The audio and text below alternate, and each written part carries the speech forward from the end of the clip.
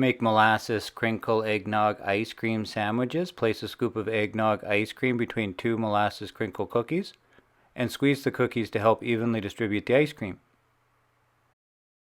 Use a small spatula to smooth the sides and serve the molasses crinkle eggnog ice cream sandwich before the ice cream melts.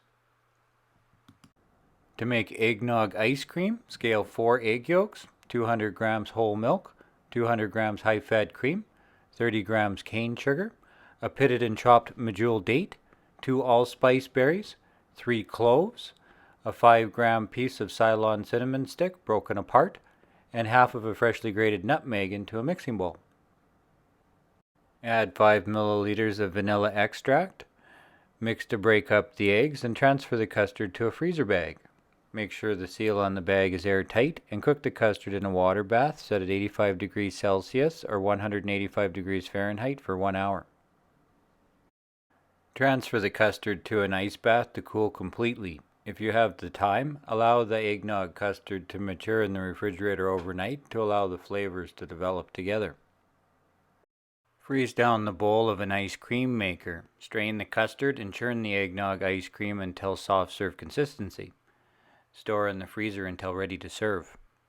To make molasses crinkle cookies, place a small bowl on a kitchen scale and add 75 grams of room temperature butter, 50 grams of brown sugar, 50 grams of cane sugar, 70 grams blackstrap molasses, and 1 whole egg.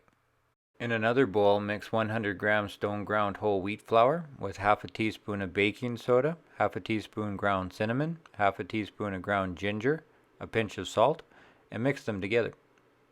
Mix the wet ingredients well and stir in the dry ingredients until the batter is smooth.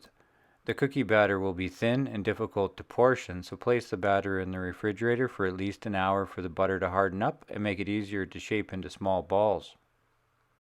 Use a small 1-inch cookie scoop and roll the batter in your hands. Then coat the balls in cane sugar and cinnamon, which is equal parts or to your liking, and spread them onto a baking tray.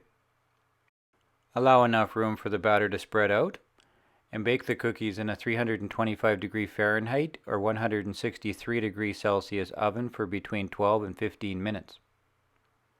If you want a softer cookie, cook them for 12 minutes, but these were cooked for 15 to make them crisp and a little crunchy.